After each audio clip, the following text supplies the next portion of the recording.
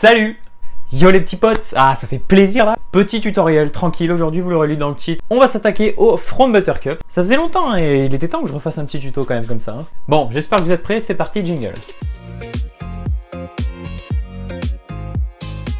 Bien, alors commençons avec le code couleur rougeâtre que vous voyez juste là pour dire un petit peu quelles sont les bases pour ce trick.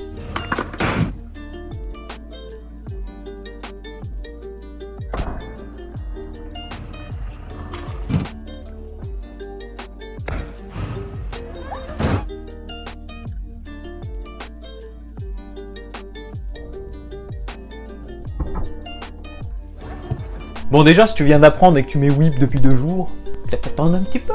Le mieux, c'est déjà de commencer à être bien aérien, savoir se situer en l'air et avoir un minimum d'aisance parce qu'il va pas falloir avoir trop peur les premiers temps de monter un petit peu haut, tout simplement pour comprendre le trick et avoir le temps de l'exécuter. Deuxième chose, si tu maîtrises brie whip, buttercup, voilà, tous ces petits tricks un peu overhead classiques, c'est vraiment un avantage pour toi parce que tu sais déjà à peu près comment ça se passe. Donc là, tu sais que ce que tu vas devoir assimiler, c'est pas forcément ton 180, c'est uniquement le trick. Et ça, c'est un bon point quand même. Bon, si tu mets pas front de brie courbe, déjà c'est pas rédhibitoire, t'inquiète pas, front de brie courbe, c'est quand même assez particulier. Et même moi, je me souviens à l'époque, je mettais front de butter, je mettais pas front de brie courbe. J'ai appris front de butter avant buttercup, avant même brie whip. Non, brie whip je le mettais déjà. Avant front de brie, avant umbrella, enfin avant tout un tas de tricks finalement. Donc vous inquiétez pas, hein, tout le monde peut y arriver, même ceux qui ne maîtrisent pas toutes les bases. Mais juste un petit disclaimer pour les gens qui souhaiteraient le faire en fly-out. Alors vous pouvez, hein, très clairement, vous rider comme vous l'entendez. N'importe qui a le droit de rouler comme il en a envie. Hein, on est d'accord, c'est un sport libre, c'est fait pour ça. Par contre, franchement, personnellement, je trouve ça beaucoup moins joli et je pense qu'on est pas mal à être d'accord avec ça. Maintenant, si c'est une question de beauté, c'est subjectif, on s'en bat les couilles, mais c'est pas forcément plus simple à apprendre. Alors après, ça peut être intéressant pour faire des transferts de whip, des sorties plan X si vraiment tu le maîtrises bien ou ce genre de choses, tu vois. Là, ouais, ça peut être bien de le faire en droit, mais les premiers temps pour l'apprendre, le mieux, je pense que c'est en courbe.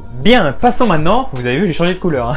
La gestuelle. Bon, alors déjà, la première chose à savoir, c'est que ce trick, il va se faire à peu près en 3 étapes, tout en sachant que la deuxième étape, donc celle qui se trouve au milieu du trick, c'est qui est finalement l'étape du milieu du trick, elle compte pas vraiment. Elle compte pas vraiment parce qu'elle va se faire un peu toute seule. Il suffit que le début du trick soit bien envoyé, le milieu va suivre tout seul. Alors la première chose à savoir au niveau du front buttercup déjà, c'est que comme son nom l'indique, c'est en front. Et front, ça veut dire un geste qui part de là, hop. En gros, tu l'envoies derrière toi, mais bon, je pense que ça c'est logique pour tout le monde. Pourquoi j'explique ça bon.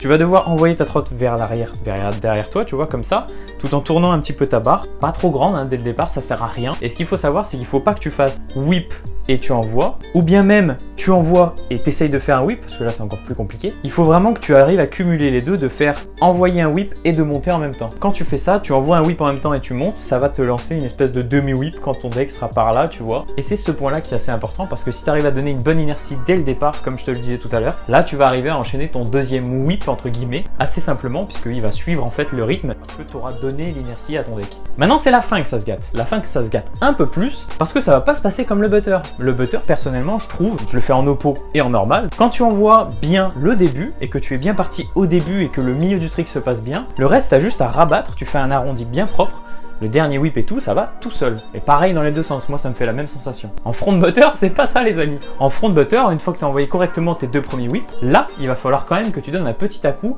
au moment où tu vas devoir envoyer le dernier. Le mieux, c'est qu'une fois que tu as commencé à monter, tu vois, hop, là tu es en haut, ta trotte va se situer à peu près par là, tu vois, et il te restera, voilà, elle sera dans cette zone-là, on va dire. Et à ce moment-là, tu fais une espèce de petit à-coup pour forcer le whip. Tu es un peu obligé de faire cet à-coup pour forcer le whip, tout simplement, parce que sinon, ton dernier whip ne va pas tourner. Donc, le plus chiant finalement dans ce trick, et ça c'est mon ressenti, dites-moi d'ailleurs dans les commentaires s'il y en a qui mettent déjà ce trick, si vous avez eu d'autres moments dans ce trick qui vous ont emmerdé en fait finalement. Et il a fallu vraiment que je comprenne, une fois que j'avais bien le début en fait, que j'avais l'inertie, le whip du milieu, etc. Il fallait que je comprenne à la fin comment je devais faire pour forcer et arriver à faire tourner ce dernier whip correctement pour qu'il retombe sous mes pieds. Et même encore aujourd'hui d'ailleurs, parce que j'en fais pas assez souvent des front butter, j'ai encore ce léger problème. À des moments, je donne trop d'inertie dès le départ, donc je me retrouve avec un demi-whip à la fin, ou alors j'en donne pas assez et du coup je me retrouve aussi avec un demi-whip à la fin, ou quelque chose qui tourne pas, ou qui revient trop droit, enfin, ou alors je l'envoie pas assez fort et du coup je me retrouve à ce que mon whip il finisse 4 ans plus tard devant moi. Ça c'est aussi un cas qui peut vous arriver. Si vous arrivez à comprendre le geste du whip et que vous faites un à-coup et qu'il commence à tourner, mais que quand vous avez récept, c'est la roue avant qui commence à taper en premier et votre whip se finit, fini. Déjà vous êtes sur la bonne voie parce que vous avez réussi à lancer le whip. Par contre c'est un peu chiant parce que du coup c'est que c'est pas, soit c'est pas exactement la bonne force, soit c'est pas exactement le bon moment où vous avez lancé ce whip. C'est pour ça que je disais au début que c'était important d'avoir de la hauteur dans ce trick également, parce que ça vous laisse le temps, voilà, de bien comprendre l'inertie du départ. Si vous êtes bien parti, que votre cadre est à peu près, voilà, à mi-geste vers la fin, là tu peux arriver à faire ton petit à-coup pour lancer ton whip et avoir le temps de comprendre comment faut faire, à quel moment, vite, pas vite, etc. etc.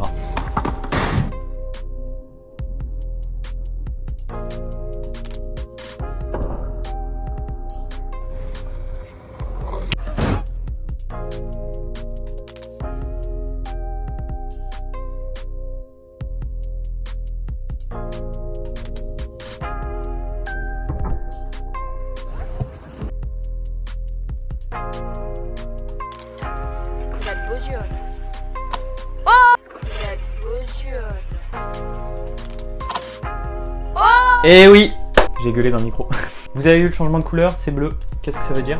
Non, ça veut pas dire qu'on entame un autre tricks. Ça veut dire que c'est la fin de la vidéo, les gars. N'hésitez pas à me dire dans les commentaires si vous avez plaqué le tricks, hein, c'est important. Moi j'ai envie de savoir, tu vois, j'ai envie de savoir si ça vous a aidé quand même. N'oubliez pas qu'il y a une playlist, hein, elle est affichée de toute façon sur ma chaîne. J'ai fait d'autres tutos sur d'autres tricks, Hilary Wembry, etc. Bon voilà, je vais pas tous les lister. Il y en a pas beaucoup pour l'instant, mais de toute façon il faut que j'en fasse d'autres. Donc n'hésitez pas à me suivre également sur Instagram. Si vous vous rendez sur mon Instagram, vous pourrez voter en sondage dans les stories que je fais à certains moments sur quel tricks vous voulez voir apparaître sur ma chaîne YouTube. Merci d'avoir regardé cette vidéo, c'était un vrai plaisir, hein, vraiment. Sur ce, c'était Alrider38. On se retrouve bientôt dans une prochaine vidéo et dans vos skateparks préférés.